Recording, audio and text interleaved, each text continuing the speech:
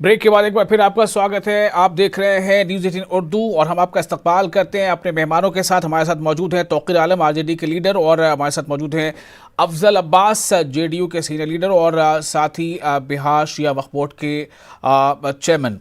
साथ ही साथ हम आपको ये बता दें कि न सिर्फ ये कि बिहार में 94 सीटों पर 17 ज़िलों में असेंबली का इंतखाब हो रहा है दूसरे मरहले का, बल्कि कई ऐसी रियासतें हैं जहां पर इंतखाबात हो रहे हैं, ज़िमनी इंतखाबात हो रहे हैं, जिनमें मध्य प्रदेश शामिल है। मध्य प्रदेश में कुल 28 सीटों पर ज़िमनी इंतखाबात हो रहे हैं, और इसके अलावा गुजरात में कुल 8 सीटों पर ज़िमनी इंतखाबात हो रहे हैं।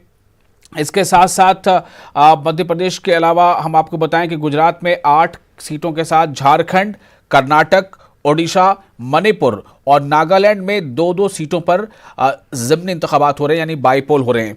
तो तमाम जगहों से जो ताज़ा खबरें हैं, जो अपडेट है, वो आपको हम लगातार दे रहे हैं। बिहार में पहले मरहले में जो 28 अक्टूबर को हुआ था, कुल 71 सीटों पर इंतखाबात हुए थे। दूसरे मरहले में 94 सीटों पर आज इंतखाबात हो रहे हैं। अभी तक जो बड़े मुद्दे बिहार में हैं वो है नौकरी का मुद्दा, बेरोजगारी का मुद्दा, और मजदूरों का पलायन जो होता रहा है वो मुद्दा। कोरोना के दौर में जो मजदूर वापस लौटे हैं उनके एक अहम उनका नज़रिया, उनकी वोटिंग भी काफ़ी कुछ अहम है। इसके साथ साथ और कई मुद्दे हैं। करप्शन को लेकर मुद्दा काफ़ी रहा है। डेवलपमेंट का दावा होता रहा है, डेवलपमेंट उतना हुआ या नहीं हुआ, उम्मीद से कम हुआ, ये एक अहम मुद्दा रहा है। तो ऐसे कई मुद्दे हैं जिनके इर्द गिर्द बिहार में आज 17 ज़िलों में 94 सीटों पर बिहार की आवाम वोटिंग कर रही है।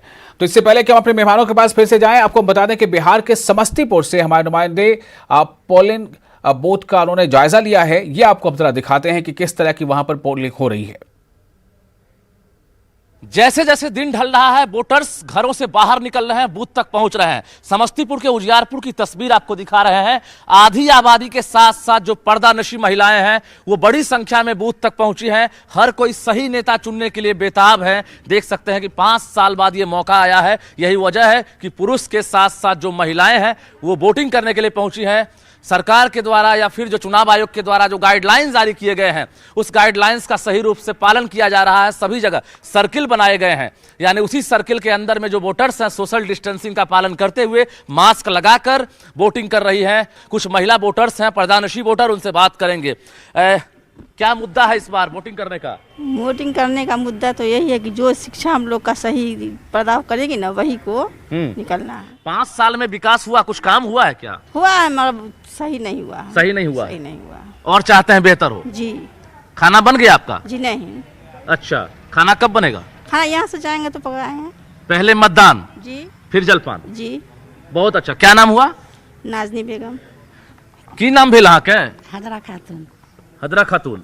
अच्छा, काम उम भेले रे 5 साल में? हाँ होलै, कुछ बाकियो है, हो गेलै, कुछ बाकी छै। हाँ। अच्छा, तो केहन उम्मीदवार चुने ले चाहे छियै? केहन आदमी के? चेहरा देख के, जाति देख के, या विकास देख के? विकास देख।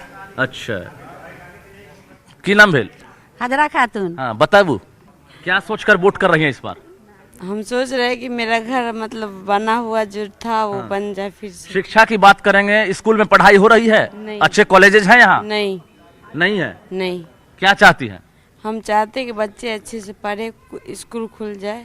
तो ये वोटर्स हैं, और देख सकते हैं अपनी अपनी चाहत है हर किसी की, लेकिन चाहत यही है कि तस्वीर बदले, इलाके की तकदीर बदले। यही वजह है कि जैसे जैसे दिन ढल रहा है वोटिंग परसेंटेज में इजाफा हो रहा है, क्योंकि वोटर्स जागरूक हैं और अधिक संख्या में वोटिंग करने के लिए बूथों तक पहुंच रहे हैं।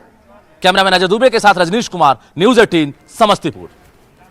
और इससे पहले हमने आपको दिखाया था किस तरह राबड़ी देवी, तेजस्वी यादव दोनों पहुंचे थे पोलिंग बूथ पर। उन्होंने अपना वोट कास्ट किया था। वोट कास्ट करने के बाद तेजस्वी यादव ने लोगों से अपील की थी कि आवाम बड़ी तादाद में घरों से बाहर निकले और अपना वोट डालें। और साथ ही साथ राबड़ी देवी से पूछे गए सवाल के जवाब में उन्होंने कहा था कि बिहार में तब्दीली की लहर है, जनता तब्दीली चाहती है, आवाम बदलाव चाहती है। अब सवाल ये है कि ये जो 4-5 मुद्दे हैं जिनके तरफ ज़्यादा फोकस किया जा रहा है, मैं एक बार फिर से जुड़ूंगा अपने मेहमान तौकीर आलम साहब के साथ जो आरजेडी के लीडर हैं। तौकीर साहब, तेजस्वी यादव ने ये 4-5 चीज़ें गिनाई हैं कि पढ़ाई, कमाई, दवाई और सिंचाई, ये मुद्दे उन्होंने क्यों गिनाए हैं? क्या इन्हीं मुद्दों के आसपास आप लोग ये चाहते हैं कि आवाम इनके बारे में सोचे, ना कि मुद्दे हवाई? नहीं, हालात 15 सालों में ऐसे लाकर हमारे डबल इंजन की सरकार नीतीश कुमार जी ने लाकर खड़ा कर दिया कि कोरोना महामारी में सारी इनकी सिस्टम व्यवस्था खुल चुकी है और जनता एकदम जान चुकी है कि यह सरकार जो है सिर्फ घोषणा की सरकार है और जमीन पटल पे नहीं है। बेरोजगारी का मुद्दा आपने देखा, महामारी का मुद्दा आपने देखा, सारे बिहार के लोगों ने देखा, भुखमरी, बेरोजगारी, पलायन, सब में सारे जनताओं ने कम से 28 लाख जनता घर से बेघर हो गए, रास्ते पे पैदल चलने को मजबूर हो गए, रास्ते में दम तोड़ दिया। हमारी माताओं बहनों ने सड़कों पे अपने बच्चों को परसों यानी जन्म दिया और ट्रेन के रास्ते चलने पर दर्जनों लोग सोए रह गए और ट्रेन का चक्का उनके गर्दनों पे चढ़ गया और कोई धक्का खाया, कोई साइकिल से एक्सीडेंट किया, यानी कि मरम्मत हजारों लोग मरे और किसी हद तक वो आए भी तो सकुशल अपने घर पहुंच नहीं पाए। उसका असर बिहार के इस चुनाव में बिल्कुल दिख रहा है। क्योंकि इसलिए हमारे सरकार ने कहा, नीतीश कुमार हमारे साथी तेजस्वी ने कहा कि रोजगारी बहुत अहम मुद्दा है। इन्होंने कहा कि 10 लाख युवाओं को नौकरी दूंगा और साथ ही साथ युवाओं को रोजगार दूंगा, शिक्षकों को समान काम के बदले समान वेतन दूंगा और साथ ही साथ महिलाओं की सुरक्षा दूंगा, किसानों के कर्ज माफी करूंगा, नौकरी के लिए निःशुल्क फॉर्म भरने की व्यवस्था करूंगा, वृद्धा पेंशन में 400 से 1000 का इजाफा करूंगा और सबसे मुख्य बात जो इन्होंने कहा कि मैं बिजली देता हूं, उन बिजली दरों में काफी कटौती करते हुए गरीब जनता को उसको राहत देने का काम करूंगा। स्वास्थ्य और शिक्षा, रोजी रोटी, दवाई, मकान पे विशेषकर मैं काम करूंगा, सारी नौकरियां अस्थायी करूंगा और जीविका समूह को मानदेय को दुगना करूंगा। क्योंकि यह बिहार का मूलभूत संरचना में बहुत ही महत्वपूर्ण बातें हैं जो जनता को देना बहुत ही जरूरी है। इसलिए इन बातों को धरातल पर उतारना हमारे तेजस्वी यादव का प्राथमिकता का काम होगा। जैसे सरकार बनेगी सबसे पहले उन्होंने कहा कि पहले कदमों से मैं रोजगार मुहैया कराऊंगा, दूसरी बात स्वास्थ्य शिक्षा पर सुधार करूंगा और इन साथों के साथ और जो भी हमारे बिहार में कमी हुआ और जनता बदहाल रहा उनके हर बातों को सुनूंगा और उस पर फौरन ही कार्रवाई करने का काम करूंगा। लेकिन एक सवाल ये भी है, एक बार तेजस्वी यादव से सवाल किया गया कि इस चुनाव में आपकी कितनी साख दांव पर लगी है। उनका कहना था कि हमारे पास खोने के लिए कुछ नहीं है। तो क्या ये समझा जाए कि जो भी कुछ मिलेगा वो अगर पहले से थोड़ा ज़्यादा होता है तो इतना ही वो सेटिस्फैक्ट्री होगा, या फिर ये कोशिश है आपकी या आपके गठबंधन की कि किसी भी सूरत में हमें सत्ता तक पहुंचना है? जबकि नीतीश कुमार बार बार ये कहते रहे हैं कि आरजेडी या दूसरे लोग, बता तो उन्होंने नाम लेके भी कहा है कि ये नौकरियों का वादा कर रहे हैं, ये लोगों को दरअसल गुमराह कर रहे हैं, वो इसके लिए पैसे कहाँ से लाएंगे? इसका क्या जवाब है आपके पास? नहीं, ये तो पैसे एकदम आम बात है, इसमें बहुत बड़ी बात तो है नहीं। इन्हें 2,13,000 करोड़ रुपए इन्हें मिलते थे बजट में, लेकिन ये 80,000 करोड़ वापस कर देते हैं। मैं उस पैसों को वापस नहीं करूंगा।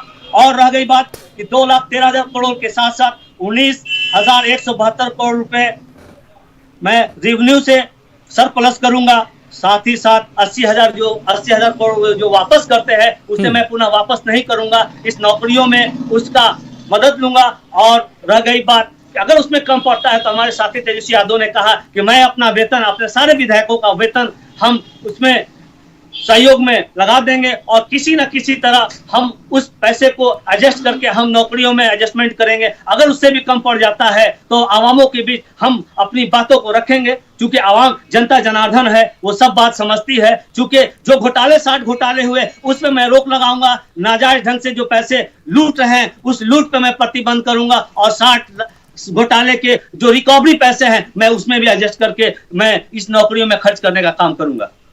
जी, एक सवाल ये भी बार बार उठाया जाता रहा है कि क्या नीतीश कुमार के मुकाबले जो मतलब एनडीए का सीएम का चेहरा है, 3 बार वो रह चुके, 15 सालों के लिए फिर से आएंगे, क्या नीतीश कुमार के मुकाबले तेजस्वी यादव मैच्योर नहीं है? ये जो आपके जो मुखालिफ पार्टियां हैं उनकी तरफ से बार बार बातें उठाई जाती रही हैं, इसका क्या जवाब है आपके पास? एक बार आवाज फिर से दीजिए, आवाज जी, साफ आ रही सवाल ये है कि जो आपकी मुखालिफ पार्टियां हैं या जो मुखालिफ इत्तेहाद है जो आपके मुखालिफत में है, उनका ये कहना रहा है कि क्या नीतीश कुमार के जैसे तजुर्बाकार हैं तेजस्वी यादव? तेजस्वी यादव तजुर्बाकार नहीं है, तेजस्वी यादव मैच्योर नहीं है, ये बातें कही जाती रही हैं। नहीं नहीं, इस राजनीति की दुनिया में अब मैच्योरिटी कितने सालों में आएगा? लड़का 18 साल में बालिग हो जाता है। तेजस्वी यादव हम लोगों के साथ यूथ में 2010 से काम कर रहे हैं, राजनीति में आए 2025 में। आज उनकी उम्र जो है 31 पार कर चुकी है, तो अब तजुर्बे की बात कहाँ है? यहाँ मैच्योरिटी तो 18 साल में ही हो जाता है, और आप विधायक बनाने की उम्र सीमा तय कर रखी है। तौकीर साहब, तो फिर थोड़ी अब देर आपको मैच्योरिटी रोकना चाहूंगा। अनमैच्योरिटी इस की वक्त बात कहाँ एक से आती अहम है? खबर आ यूथ रही है, युवा है। है, खबर उनसे अस्थामा ज्यादा असेंबली हल्के के बूथ नंबर 185 से है। विष्णुदेव पंडित की वोटिंग के दौरान मौत हो गई है। बताया जा रहा है कि ईवीएम दबाते ही उन्हें दिल का दौरा पड़ा और उनकी मौत हो गई। ये खबर बिहार शरीफ से है। बिहार के बिहार शरीफ से एक बड़ी खबर, वोट डालने के दौरान एक बुजुर्ग की मौत हो गई। उनका नाम विष्णुदेव पंडित बताया जा रहा है। बूथ नंबर 185 अस्थामा असेंबली हल्के का ये मामला है। बिहार शरीफ के अस्थामा असेंबली हल्के के बूथ नंबर 185 का मामला, जहां पर वोटिंग मशीन यानी ईवीएम का बटन दबाते ही एक बुजुर्ग वोटर को दिल का दौरा पड़ा और उनकी मौत हो गई। विष्णुदेव पंडित उनका नाम बताया जा रहा है। अस्थामा असेंबली हल्के के बूथ नंबर 185 का यह मामला है। जिनकी वो काफ़ी उम्र दराज थे, वोट के लिए वहां पहुंचे थे। ईवीएम दबाते ही उन्हें दिल का दौरा पड़ा और उनकी मौत हो गई। नाज़रीन को अब बता दें एक अहम खबर, बिहार में आज दूसरे मरहले के तहत 94 सीटों पर वोटिंग हो रही है। तो आज वोटिंग के दौरान बिहार शरीफ के अस्थामा असेंबली हल्के में बूथ नंबर 185 पर एक बुजुर्ग वोटर जो है वो अपना वोट डालने पहुंचे थे। बताया जा रहा है कि जब उन्होंने ईवीएम में वोट डालने के लिए अपना वो बटन दबाया अपनी पसंद के मुताबिक, उसके कुछ ही देर बाद उन्हें दिल का दौरा पड़ा और उनकी मौत हो गई।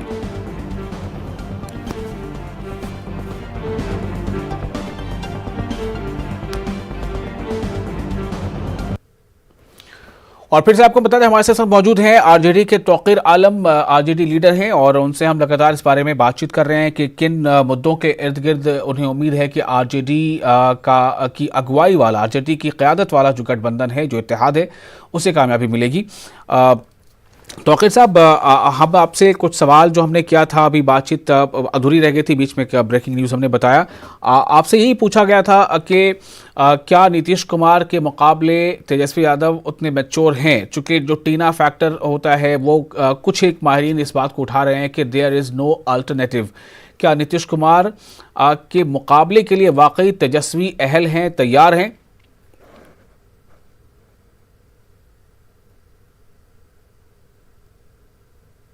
तौकीर साहब को मेरी आवाज़ मिल पा रही है? बहरहाल ये तस्वीरें देखिए, जमहूरियत के जश्न में लोग किस किस तरह से शरीक हो रहे हैं। कोई बुजुर्ग खातून पहुंच रही है वोट डालने, तो कहीं बुजुर्ग मर्द वोटर पहुंच रहे हैं, साइकिल पर बैठकर पहुंच रहे हैं, कोई उन्हें अपने रिश्तेदार उन्हें वोटर बूथों तक पहुंचा रहा है। तो कुल मिलाकर ये बहुत अहम होता है कि जमहूरियत के इस जश्न में हम और आप, हम सब इसके भागीदार बने, और जिन जिन वोटरों ने अभी वोट नहीं दिया है वो अपने घरों से बाहर निकलें, अपने बूथ तक पहुंचें और अपना वोट डालें। क्योंकि ये मौका है, आप जिसे चाहेंगे वो आपके इलाके का एमएलए होगा, और वो सरकार बनने या इक़्तिदार को बदलने या नई सरकार बनने या फिर पुरानी सरकार को ही दोबारा चुनने में मददगार साबित होगा। तो ये तभी होगा जब आप अपना वोट डालेंगे। सिर्फ आपके कहने या आपके खुश होने या आपके नाराज़ होने से बात नहीं बनती, आपको हर हाल में वोट देना चाहिए। ये अपील बार बार कर रहे हैं। वज़ीर आज़म ने भी ये अपील की है, राहुल गांधी ने भी अपील की है, तेजस्वी यादव ने भी अपील की है, और तमाम बड़े लीडर ये अपील कर रहे हैं कि आप वोट ज़रूर दें। आप जिसके खिलाफ वोट देना चाहते हैं दें, आप जिसके फेवर में वोट देना चाहते हैं दें, लेकिन वोट जरूर दें। तो बिहार के गोपालगंज के पोलिंग बूथ से हमारे नुमाइंदे ने जायजा लिया है। तो गोपालगंज के पोलिंग बूथ का जायजा लिया गया, और क्या हालात वहां हमारे नुमाइंदे ने देखेगी, आपको हम जरा दिखाते हैं।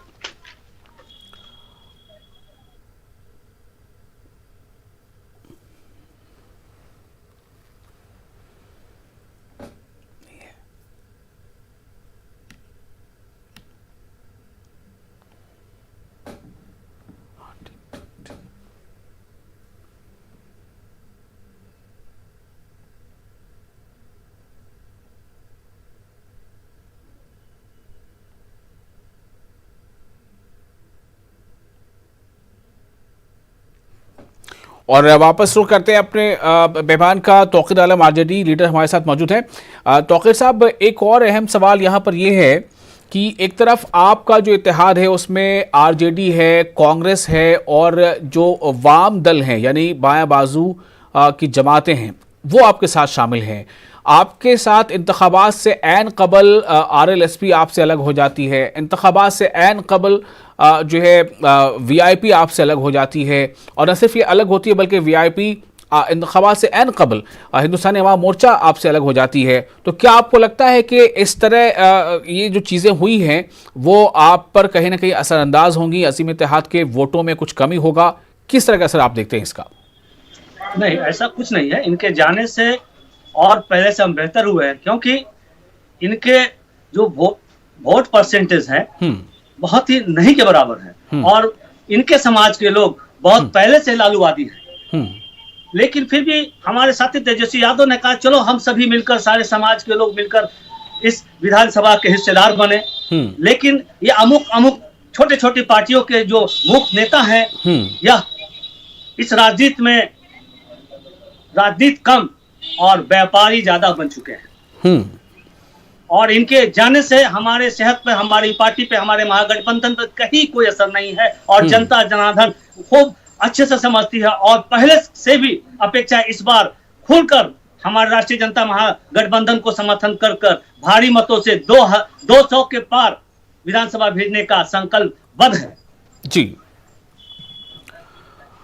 एक और सवाल यहाँ पर है, जो 1463 उम्मीदवार अभी चुनावी मैदान में हैं, जिनके सियासी किस्मत का फैसला हमारे जो वोटर्स हैं वो कर रहे हैं, इनमें से 502, मैं सिर्फ ग्रॉस नंबर बता रहा हूँ तौकीर साहब, 1463 कुल उम्मीदवार हैं दूसरे मरहले के तहत बिहार के इन 17 ज़िलों में, या हम कह लें कि 94 सीटों पर। इनमें से 502 ऐसे उम्मीदवार हैं जिनका क्रिमिनल बैकग्राउंड है।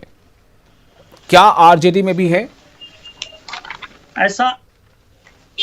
इस बात पे सबसे पहले मैं ये बताऊंगा कि न्यायालय में अभियुक्त होना, अपराधी साबित होना तय करता है कि अपराधी है या नहीं। लेकिन नॉमिनेशन के टाइम में फॉर्म 16 में पैराग्राफ 5 और 6 में ये दर्शाया गया है कि आपका पूर्व अपराध जो है इस पे लिखें, और अखबारों के माध्यम विज्ञापन से समाज और सरकार को इस सूचना करे कि आप कितने दोषी हैं।